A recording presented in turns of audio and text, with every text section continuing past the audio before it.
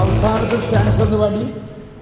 അറിയാതെ തെറ്റുന്ന വീഴ്ചകളിൽ നിന്ന് എന്നെ ശുദ്ധീകരിക്കണമേ, ബോധപൂർവം ചെയ്യുന്ന തെറ്റുകളിൽ നിന്ന് ഈ ദാസനെ കാത്തുകൊള്ളണമേ. ആധിപത്യം ഉറപ്പിക്കാതിരിക്കട്ടെ, അപ്പോൾ ഞാൻ മകനായിരിക്കും. മഹാപരാധങ്ങളിൽ നിന്നു ഞാൻ വിമുക്തനായിരിക്കും.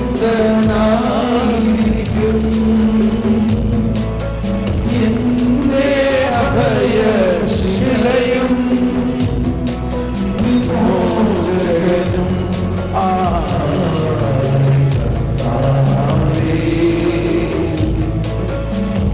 എന്റെ അധരങ്ങളിലെ വാക്കുകളും ഹൃദയത്തിലെ വിചാരങ്ങളും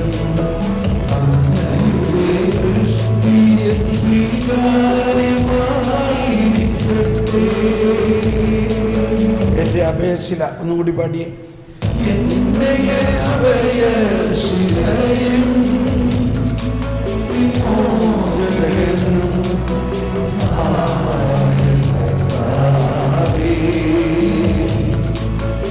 എന്റെ അധരങ്ങളിലെ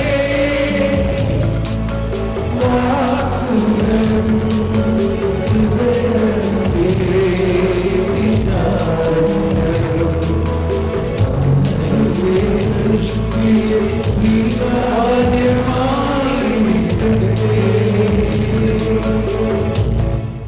പ്രൈസ് ദി ലോർഡ്.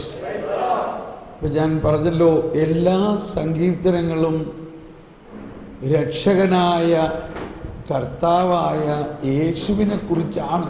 കണ്ടോ, സങ്കീർത്തനം എവിടെ അവസാനിച്ചിരിക്കുന്നത്? ഇപ്പോൾ എൻ്റെ അഭയശിലയും വിമോചകനുമായ കർത്താവ്. ഇത് ഇന്ന് നമുക്ക് എളുപ്പം മനസ്സിലാവുന്നുണ്ടല്ലേ? ആരാണ് എൻ്റെ അഭയശിലയും വിമോചകനും?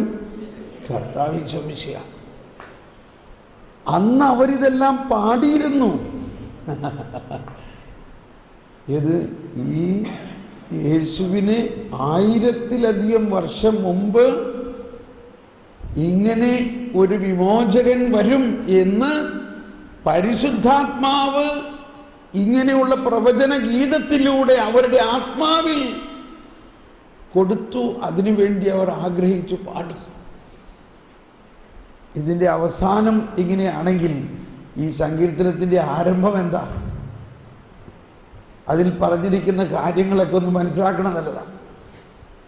ഈ സങ്കീർത്തനം തന്നെയാണ് അമ്പരമനവരതം ദൈവമഹത്വത്തെ വാഴ്ത്തി പാടുന്നു.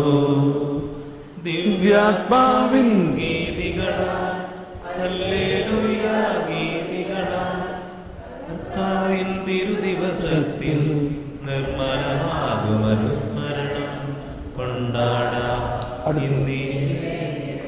തൻ കരവിരുതല്ലോ വാനവിധാനങ്ങൾ ഉദ്ഘോഷിക്കുന്നു. പകലുകളോടവിടുത്തെ പുകളുര ചെയ്യുന്നു. എന്തിനാണ് ഈ സങ്കീർത്തനം വിശുദ്ധ കുർബാനയിൽ ഏത് ഭാഗത്താണ് ഈ സങ്കീർത്തനം പാടുന്നത്?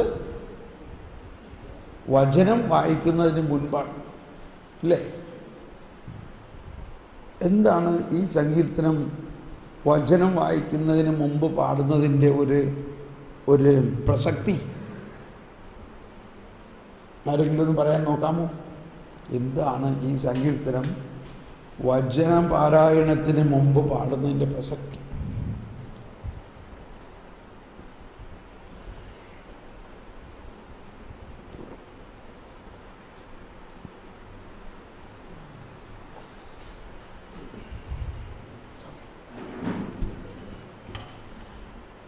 അമ്പരമനവരതം വാനവിധാനങ്ങൾ വാഴ്ത്തി പാടുന്നു. എന്താ പാടുന്നത്? തൻകരവിരുതല്ലോ എന്താ ആരെങ്കിലും പറഞ്ഞോ?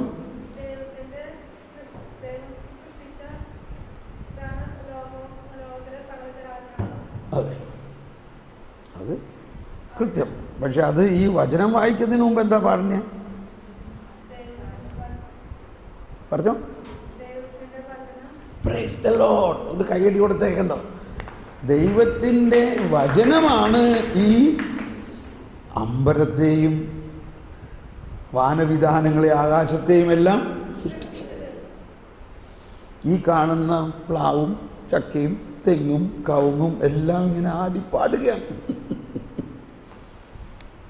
എങ്ങനെ ആടിപ്പാടുന്നു അവർ? മൗനമായിട്ടാണ്. അതാണ് അതിൽ പറയുന്ന വേറൊരു കാര്യം. ഭാഷണമില്ല, വാക്കുകളില്ല, ശബ്ദം പോലും കേൾക്കാനില്ല, എന്നിട്ടും അവയുടെ സ്വരം ഭൂമിയിലെങ്ങും വ്യാപിക്കുന്നു. ഇതൊക്കെ നമ്മൾ കേൾക്കണില്ല. ഈ സങ്കീർത്തനത്തിന് ഒരേ സങ്കീർത്തനത്തിന് ഒരുപാട് അർത്ഥങ്ങളുണ്ട് കേട്ടോ. ഇതാണ് ഇതിൻ്റെ ഒരർത്ഥമെങ്കിൽ ഒന്ന് പാടിയത്. ഭാഷണമില്ല, വാക്കുകളില്ല, ശബ്ദം പോലും കേൾക്കാനില്ല, ശബ്ദം പോലും കേൾക്കാനില്ല, എന്നിട്ടും അവയുടെ സ്വരം ഭൂമിയിലെങ്ങും വ്യാപിക്കുന്നു.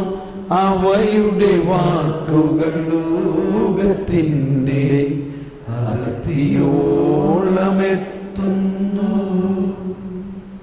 ഈ സൃഷ്ടികൾ മൗനമായിട്ട് ദൈവത്തെ ആരാധിക്കുന്നുണ്ട്. വാക്കുകളില്ല അവയ്ക്ക്, ഭാഷണമില്ല, ശബ്ദം പോലും കേൾക്കാനില്ല, എന്നിട്ടും അവയുടെ സ്വരം. ശബ്ദം പോലും കേൾക്കാനില്ലാണ്ടാവും, എന്താ സ്വരം ഉണ്ടാവണേ? അതേത് സ്വര? ഏത് സ്വര അത്? അവരെ സൃഷ്ടിച്ച ആ വചനം. അവരെ വചനത്താലാണ് സകലതും സൃഷ്ടിച്ചത് അല്ലേ? ആ വചനം ശബ്ദമില്ലാത്ത വചനമാണ് എന്ന് പറഞ്ഞാൽ അത് അവരിലൂടെ പ്രസരിക്കുന്നുണ്ട്. Praise the Lord. രാവിലെ പ്രാർത്ഥിച്ചത് എന്തിനാന്ന് മനസ്സിലായില്ലേ? എന്താ നമ്മൾ രാവിലെ പ്രാർത്ഥിച്ചത്?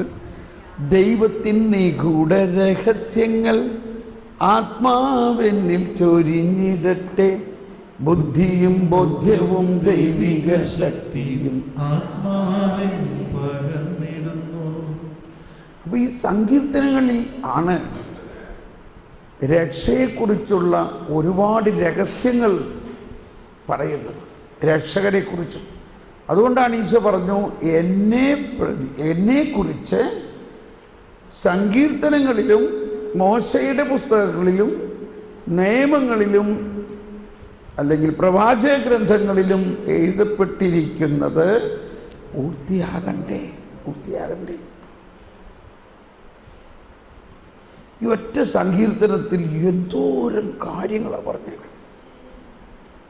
ആകാശം ദൈവത്തിൻ്റെ മഹത്വം കണ്ടോ. നമ്മൾ ഇന്നലെ പല പ്രാവശ്യം പറഞ്ഞൊരു വിഷയമാണ് ദൈവത്തിൻ്റെ മഹത്വം. ഈ ആകാശവും ഈ വാനവിധാനങ്ങളും ഈ തെങ്ങും കവുകും എല്ലാം ദൈവത്തിൻ്റെ മഹത്വം പ്രകീർത്തിക്കുന്നുണ്ട്. തൻകരവിരുതല്ലോ വാനവിധാനങ്ങൾ വാഴ്ത്തിപ്പാൻ. നമ്മുടെ ട്യൂണിൽ എങ്ങനെയാ? തൻകരവിരുതല്ലോ പകലുകൾ അല്ലല്ല, നമ്മുടെ ട്യൂണിൽ പറയാൻ ആകാശം ദൈവത്തിന്റെ മഹത്വം പ്രഘോഷിക്കുന്നു, വാനവിധാനമവിടുത്തെ കരവേലയെ വിളംബരം ചെയ്യുന്നു. അവിടുത്തെ കരവേല. അപ്പം എന്താണ് ഈ കരവേല? കരവേല എന്ന് പറഞ്ഞാൽ ദൈവത്തിൻ്റെ കരവേല. ദൈവം ഈ വാനവിധാനങ്ങളെല്ലാം എങ്ങനെയാണ് സൃഷ്ടിച്ചത്? വചനത്താലാണ് സൃഷ്ടിച്ചത്. അപ്പോൾ വചനത്തിലൂടെ ദൈവം ഈ പ്രപഞ്ചത്തെ മുഴുവനും സൃഷ്ടിച്ച ആ കരവേലയാണ് അവർ നിശബ്ദമായിട്ട് ഭാഷണമില്ല, വാക്കുകളില്ല, ശബ്ദം പോലും കേൾക്കാനില്ല, ശബ്ദം പോലും കേൾക്കാനില്ല, എന്നിട്ടും അവയുടെ സ്വരം ഭൂമിയിലെങ്ങും വ്യാപിക്കുന്നു, അവയുടെ വാക്കുകൾ ലോകത്തിൻ്റെ അതിർത്തിയോളമെത്തുന്നു. വാസ്തവത്തിൽ ആരോടൊക്കെ സുവിശേഷം പ്രഘോഷിക്കാനാണ് കർത്താവ് പറഞ്ഞേക്കണത്? സകല സൃഷ്ടികളോടും. മർക്കോസിൻ്റെ സുവിശേഷം അവസാനിക്കുന്നത് അത് പറഞ്ഞിട്ടാണ്, സകല സൃഷ്ടികളോടും. മർക്കോസിൻ്റെ തിരുനാൾ എത്രാം തീയതി ആയിരുന്നു? ഈ 2 ആഴ്ച ആയിട്ടുള്ളൂ. ഏപ്രിൽ 25 തീയതിയാണ്. അതത് ഞാൻ പെട്ടെന്ന് ഓർക്കണതിൻ്റെ കാരണം എന്താ? അതെൻ്റെ തിരുനാളും കൂടിയാണ്. അപ്പോൾ എൻ്റെ തിരുനാളിൻ്റെ സുവിശേഷ വായന വളരെ പ്രസക്തമാണ്. എന്താ എൻ്റെ ജന്മദിനത്തിൻ്റെ സുവിശേഷം? മർക്കോസിൻ്റെ സുവിശേഷത്തിൻ്റെ അവസാന വാക്ക് എന്താണ്? നീ ലോകമെല്ലാം പോയി എല്ലാ സൃഷ്ടികളോടും. അതല്ലേ നമ്മൾ ചെയ്യണേ? കണ്ടോ? സകല സൃഷ്ടിയോടും. അതാണ് പരിശുദ്ധ പിതാവിൻ്റെ ഈ ചാക്രിയ ലേഖനങ്ങളെല്ലാം. ഓക്കെ, അപ്പോൾ നമ്മൾ ഇന്ന് നമ്മുടെ കാര്യം ഈ ഒറ്റ സങ്കീർത്തനത്തിൽ തന്നെ മനുഷ്യൻ ആകുന്ന ദൈവത്തിൻ്റെ ഏറ്റവും ശ്രേഷ്ഠമായ സൃഷ്ടി ജ്ഞാനം പകരുന്നതിനോടൊപ്പം തന്നെ സകല സൃഷ്ടികളും പകലിനോട് അവിരാമം സംസാരിക്കുന്നു. രാത്രിക്ക് വിജ്ഞാനം പകരുന്നു.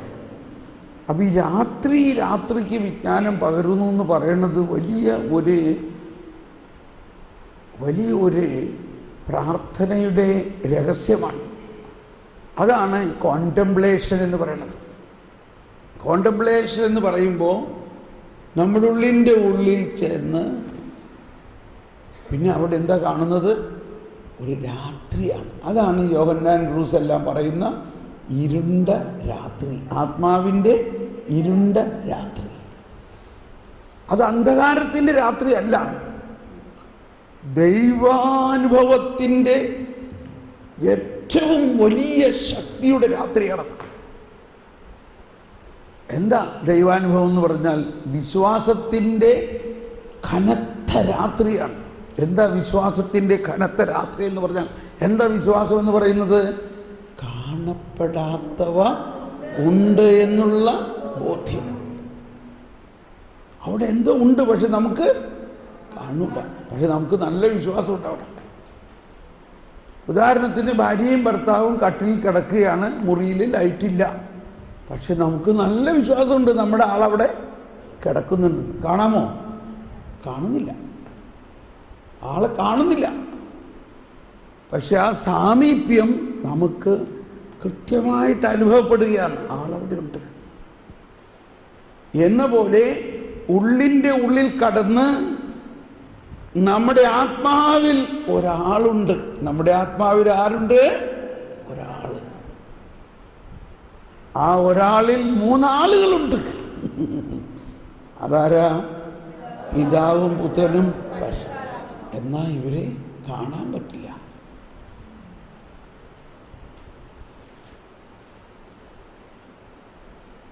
ആ കാണാൻ പറ്റാത്ത അവസ്ഥയാണ് ഇരുട്ട്. എന്നാൽ ആ ഇരുട്ട് മറ്റൊരാൾക്ക് പകലാണത്.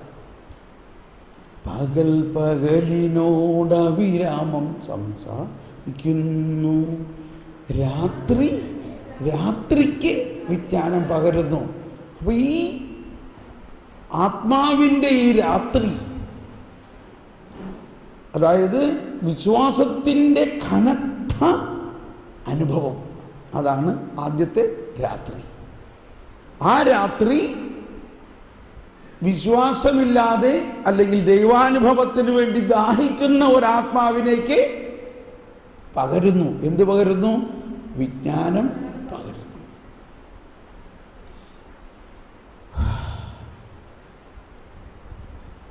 ജ്ഞാനത്തിൻ്റെ പുസ്തകം 13-ാം അധ്യായത്തിൽ 5-ാമത്തെ വചനത്തിൽ പറയുന്നുണ്ട്, പ്രകൃതിയുടെ ഈ മനോഹാരിതയിൽ നിന്നും,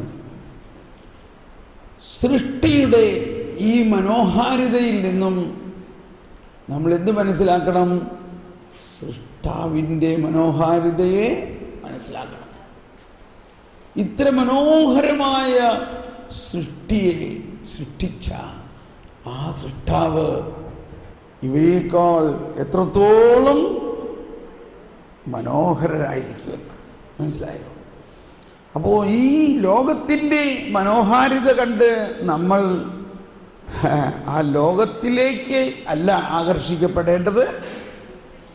അവർ പ്രഘോഷിക്കുന്നത് അവരെ സൃഷ്ടിച്ച ദൈവത്തിൻ്റെ മഹത്വത്തെയാണ്.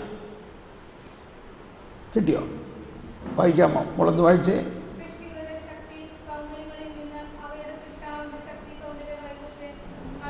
അറിയാം. സൃഷ്ടിയുടെ ശക്തി സൗന്ദര്യങ്ങളിൽ നിന്ന് അവയുടെ സൃഷ്ടാവിൻ്റെ ശക്തി സൗന്ദര്യങ്ങളെ അറിയാം.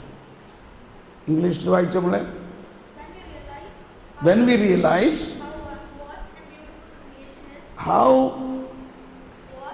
how was the beautiful creation, we are learning about the Creator at the same time. അതുകൊണ്ടാണ് ചില സിദ്ധാന്തങ്ങൾ നമ്മൾ പ്രകൃതിയിൽ ദൈവത്തെ കാണുന്നു. പ്രകൃതി രമണീയതയിൽ വനത്തിലും പ്രകൃതിയിലുമൊക്കെ പോയിരുന്ന് പ്രാർത്ഥിക്കുന്നവരുടെ പ്രാർത്ഥനാ രീതിയിൽ ഇതാണ്. അവർ സൃഷ്ടിയിൽ സൃഷ്ടാവിനെ കാണുന്നു. ഭാഷണമില്ല, വളരെ ശാന്തതയായിരിക്കും അവിടെ, ഇല്ലേ?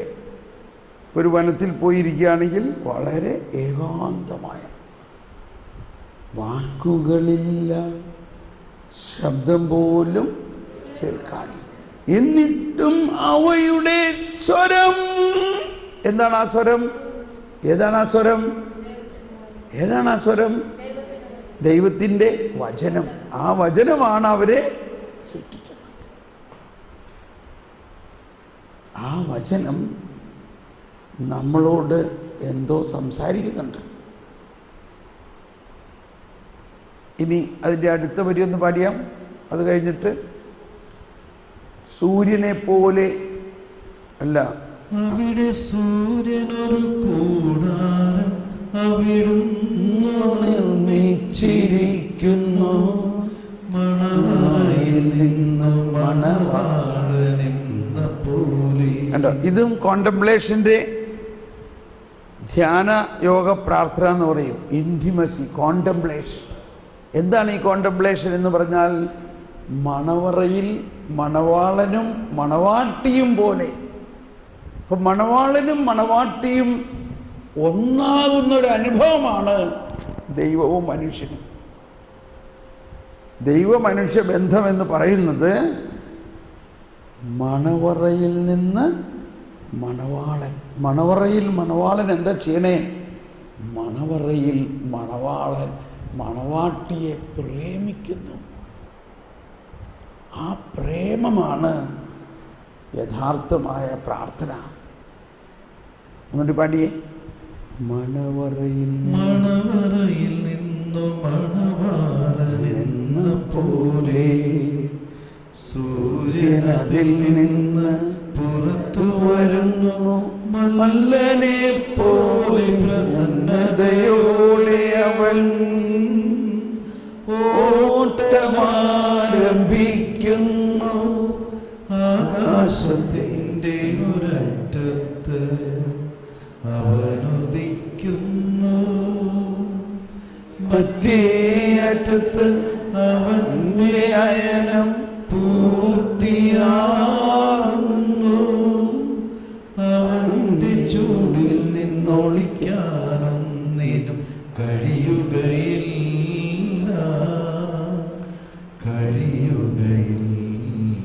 ഇതുപോലെയാണ് നമ്മുടെ പ്രാർത്ഥന. അതായത് രാത്രി എന്ന് പറഞ്ഞാൽ ഈ മണവറയിൽ മണവാളൻ മണവാട്ടിയുമായിട്ട് ലയിക്കുന്ന ആ അനുഭവത്തിലേക്ക് വന്നു കഴിഞ്ഞാൽ പിന്നെ എന്താ? പിന്നെ പകലാകുമ്പോഴേക്കും ഭയങ്കര ശക്തിയായി. ആ ചൂടിലാണ് പിന്നെ ഓട്ടം. ഇതാണ് നമ്മളെല്ലാവരുടെയും അവസ്ഥ. നമ്മളും ആത്മാവിൻ്റെ ആ ലയനമാകുന്ന രാത്രിക്ക് വിജ്ഞാനം പകരുന്ന അവസ്ഥ, ദൈവത്തിൻ്റെ ആ ജ്ഞാനം നമ്മുടെ ആത്മാവിലേക്ക് ദൈവം ഈ രാത്രി എന്ന് പറഞ്ഞാൽ ഒന്നും കാണാൻ പാടില്ല എന്ന് പറഞ്ഞാൽ നമ്മുടെ സാധാരണ പ്രാർത്ഥനകളൊക്കെ നമ്മൾ എന്തിനാ? എനിക്കൊരു വീട് വേണം, കാണുന്ന സാധനമാണ് ഇല്ലേ?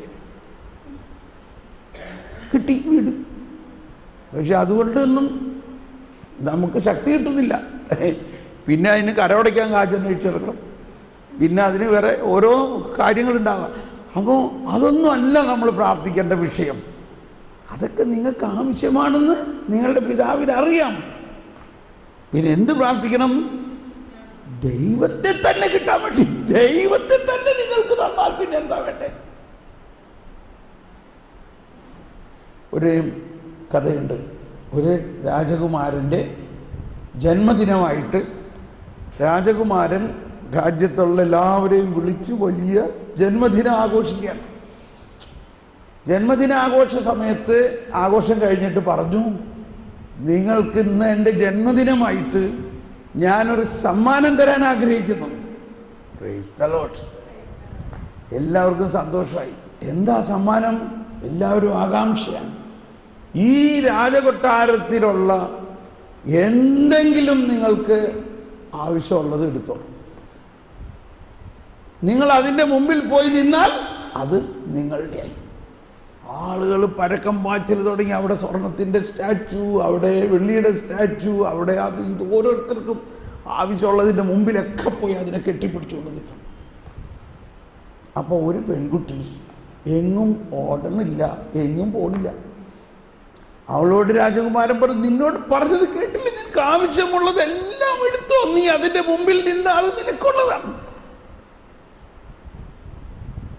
അവളൊന്നും മിണ്ടണില്ല, അവൾ ഓടണമില്ല. വീണ്ടും അവളോട് പറഞ്ഞപ്പോൾ പറയാൻ, രാജകുമാരാ, ഞാൻ കൃത്യ സ്ഥലത്ത് തന്നെയാണ് നിൽക്കണേ. എവിടെയാണ് നിൽക്കണേ? രാജകുമാരൻ്റെ മുമ്പിൽ. അപ്പം അവൾക്ക് ആരെ വേണം, എന്ത് വേണം? രാജകുമാരനെയാണ് എനിക്ക് വേണ്ടത്. എനിക്ക് നിൻ്റെ കൊട്ടാരത്തിൽ ഒരു വസ്തുവും വേണ്ട, എനിക്ക് നീ മതി. ഇനി ഒന്ന് പാടിയേ, നീ മാത്രം മതി, എനിക്ക് നീ മാത്രം മതി. ഇല്ലേ? നീ മാത്രം മതി, നീ മാത്രം മതി, നീ മാത്രം മതി എനിക്ക്. മനസ്സിലായോ? ഇതാണ് നമ്മുടെ പ്രാർത്ഥനയ്ക്ക് ഉണ്ടാകേണ്ട ഇനി ഒരു മാറ്റം. ദൈവം തരുന്ന വസ്തുവകകളല്ല നമുക്ക് വേണ്ടത്. നമുക്ക് എന്ത് വേണം? ആര് വേണം? ദൈവത്തെ തന്നെ വേണം. ഇതിനും പ്രാർത്ഥിക്കൊന്നും വേണ്ട. ഇതെല്ലാം ദൈവം തന്നു കഴിഞ്ഞിരിക്കുന്നു. ഇതെല്ലാം ദൈവം തന്നു കഴിഞ്ഞിരിക്കുന്നു. അന്വേഷിപ്പിൻ, കണ്ടെത്തും. അപ്പോൾ ഈ സങ്കീർത്തനത്തിൻ്റെ ഉള്ളിൽ ഒരുപാട് രഹസ്യങ്ങളുണ്ട്. അപ്പം അങ്ങനെ ആ രാത്രി ജ്ഞാനം പകരുന്ന അവസ്ഥ, ആ ജ്ഞാനം പകർന്നു കഴിഞ്ഞാൽ പിന്നെ മല്ലനെ പോലെ സൂര്യൻ അതിൻ്റെ പ്രയാണം ആരംഭിക്കുന്ന പോലെ ഒരറ്റത്തു നിന്ന് ലോകത്തിൻ്റെ മറ്റേ അറ്റം വരെ നമ്മുടെ ആത്മാവിന് പ്രവർത്തിക്കാൻ സാധിക്കും. അതാണ് ഇന്നത്തെ വിശുദ്ധരായിട്ടുള്ളവരെല്ലാം ചെയ്യുന്നത്. ഇത് കൊച്ചുറേസ്യ എവിടെയാണ്? കൊച്ചുറേസ്യ പ്രവർത്തിക്കുന്നുണ്ടോ? കൊച്ചുറേസ്യ ജനിച്ചു വീണ ആ സ്ഥലത്ത്, കൊച്ചുറേസ്യ ആ കാർമൽ കോൺവെൻറ്റിൻ്റെ ആ കോൺവെൻറ്റിൽ നിന്ന് ജീവിതകാലത്തിൽ ഒരിക്കലും പുറത്തു പോയിട്ടില്ല. ഇതേ കൊച്ചുറേസ്യയുടെ കന്യാസ്ത്രീയമ്മ അവിടെ ഇരിക്കണേ. ഞാൻ ആ ലിസ്യുവിലൊക്കെ പോയി താമസിച്ചിട്ടുള്ളതാണ്. പക്ഷേ ഇപ്പോൾ കൊച്ചുറേസ്യ എവിടെയാണ്? ഇപ്പോൾ ഒരറ്റത്ത് നിന്ന് മറ്റേ അറ്റം വരെ ഓട്ടമാണ്. ചൈനയിൽ കൊച്ചുറേസ്യരെ കാണുന്നു, പാകിസ്ഥാനിൽ കാണുന്നു, ഇന്ത്യയിൽ കാണുന്നു, കേരളത്തിലെ എല്ലാ വീടുകളിലും കൊച്ചുറേസ്യുണ്ട്. കൊച്ചുറേസ്യ ഇപ്പോഴും പ്രവർത്തിക്കുന്നുണ്ടോ? അപ്പോൾ എന്താ പിന്നെ ഈ മരണശേഷം റെസ്റ്റ് ഇൻ പീസ് എന്ന് പറഞ്ഞിരിക്കാതാണോ വിചാരിച്ചേ? മരണശേഷമാണ് ഒരു ക്രിസ്ത്യാനിയുടെ യഥാർത്ഥ പ്രവർത്തനം. അതുകൊണ്ട് വേഗം മരിക്കുന്നതാണ് നല്ലത്. വാസ്തവത്തിൽ കൊച്ചുറേസ്യ ആ അഭിപ്രായക്കാരിയായിരുന്നു. ചെറുപ്പത്തിലേ തന്നെ അമ്മയോട് പറയണ്ട, അമ്മ എന്തിനീ കിടന്ന് വിഷമിക്കണേ രോഗമായിട്ട്, അമ്മ നേരെ മരിച്ചങ്ങ് സ്വർഗത്തിൽ പോയിക്കൂടെ, അതല്ലേ നമുക്ക് ഏറ്റവും നല്ല സ്ഥലമെന്ന് 3.5 വയസ്സുള്ളപ്പോൾ കൊച്ചുറേസ്യ പറഞ്ഞിരുന്നു. 4 വയസ്സായപ്പോഴേക്കും അമ്മ മരിച്ചു. അപ്പോഴേ തന്നെ അവളുടെ ആഗ്രഹം, എനിക്ക് വേഗം മരിച്ച് സ്വർഗത്തിൽ പോകണം. അത് തന്നെയാണ് പൗലോസ്ലീഹൻ പറയുന്നത്, എൻ്റെ ആഗ്രഹം വേഗം മരിച്ച് സ്വർഗത്തിൽ പോയി കർത്താവിനോടൊപ്പം ആയിരിക്കുക എന്നുള്ളതാണ്. എന്നാൽ ഇവിടെ ആയിരിക്കുമ്പോഴും ഞാൻ കർത്താവിനോടൊപ്പം തന്നെയാണ്. അപ്പോൾ നമ്മളെല്ലാവരുടെയും ആഗ്രഹം എന്താണ്? വേഗം മരിക്കണമെന്നതായിരിക്കണം. നല്ല പടിയായി. അതല്ല ഇവിടുത്തെ പ്രശ്നം മുഴുവനും. ഈ ഇൻഷുറൻസും ഈ ആശുപത്രിയും എല്ലാം വേഗം മരിക്കാതിരിക്കാനുള്ള സംവിധാനങ്ങളാണ്. അതിന് വേണ്ടി അവർ കാശുണ്ടാക്കണം, അത്രേ ഉള്ളൂ. ഇതിൻ്റെ വല്ല ആവശ്യമുണ്ടോ? വേഗം മരിച്ചാൽ എന്താവും നമ്മുടെ ജീവിതം? സ്വർഗത്തിൻ്റെ പിതാവിൻ്റെ മടിയിലാവും.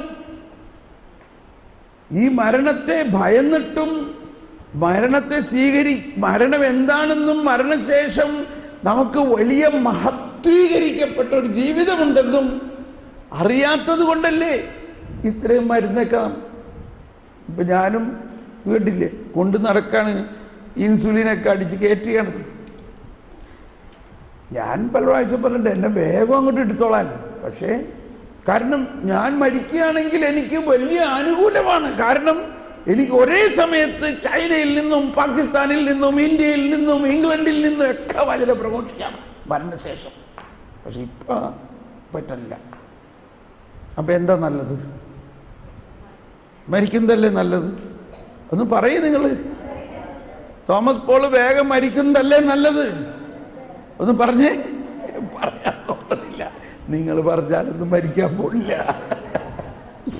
കാരണം കർത്താവിന് കുറേ നാൾ കൂടി നമ്മളിങ്ങനെ ഇവിടെ ഓടിക്കാനുണ്ട്. അത് കഴിഞ്ഞിട്ട് അവിടെ നിന്ന് ഓടിക്കും. പക്ഷേ ഒരു കാര്യം കൃത്യമാണ്, മരിച്ചു കഴിഞ്ഞാൽ ഒരു വിശ്രമമില്ലാത്ത മാതിരി മല്ലനെ പോലെ ഭൂമിയുടെ ഒരറ്റത്ത് നിന്ന് മറ്റേ അറ്റത്തേക്ക് ഓടിക്കും. ഇപ്പൊ മനസ്സിലായ എന്തിനാണ് ഈ വിശുദ്ധന്മാരുടെ ജീവിതമൊക്കെ പഠിക്കണേ? അൽഫോൻസാമ്മ വെറുതെ ഇരിക്കുകയാണോ? ഏപ്രാസ്യമ്മ വെറുതെ ഇരിക്കുകയാണോ? മറിയം തെരേസ വെറുതെ ഇരിക്കുകയാണോ? എന്താ ചാവറാച്ചൻ വെറുതെ ഇരിക്കുകയാണോ? പാതിരി പിയോ?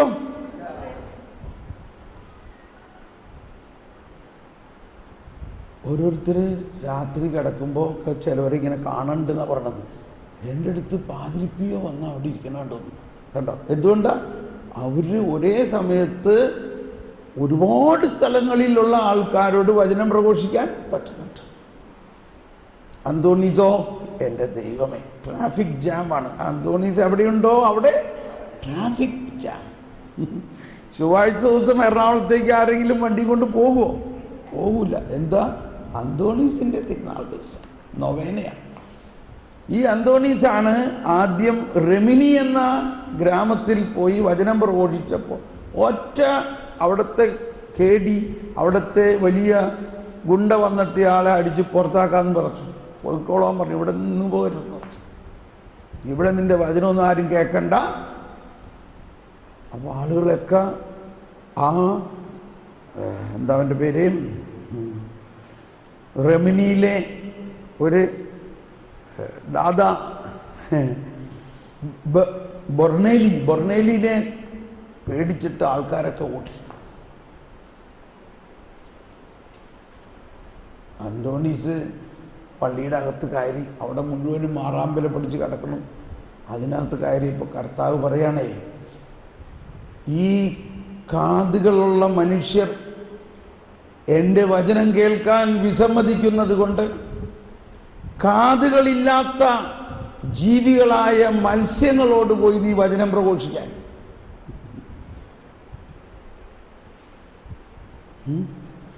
ആ കാതുകളില്ലാത്ത മത്സ്യങ്ങൾ എൻ്റെ വചനം കേൾക്കുന്നത് അവർ കാണുമ്പോൾ അവരുടെ കാതുകൾ തുറക്കും. അങ്ങനെ റിമിനി എന്ന പട്ടണത്തിലെ അല്ലെങ്കിൽ ഗ്രാമത്തിലെ കടപ്പുറത്ത് അന്തോണീസ് പോയി നിന്നിട്ട് അങ്ങ് വചനം പ്രഘോഷിക്കാൻ തുടങ്ങി. നമ്മളുണ്ടാക്കിയേക്കണ ഒരു അനിമേഷൻ ഫിലിമാണത്. അപ്പം അതിൻ്റെ സ്ക്രിപ്റ്റ് ഇങ്ങനെയാണ്, വചനപ്രഘോഷണമൊക്കെ എഴുതിയിട്ടുണ്ടായിരുന്നു. ആ വചനപ്രഘോഷണം ഇങ്ങനെയായിരുന്നു: അല്ലയോ ദൈവത്തിൻ്റെ ഏറ്റവും വിലപ്പെട്ട സൃഷ്ടികളായ മത്സ്യങ്ങളെ, നിങ്ങൾ മാത്രമേ നോഹയുടെ ജലപ്രളയ കാലത്ത് നശിപ്പിക്കാതിരുന്നിട്ടുള്ളൂ. ബാക്കിയുള്ള സകല ജീവികളും നശിച്ചു. അതുകൊണ്ട് നിങ്ങൾ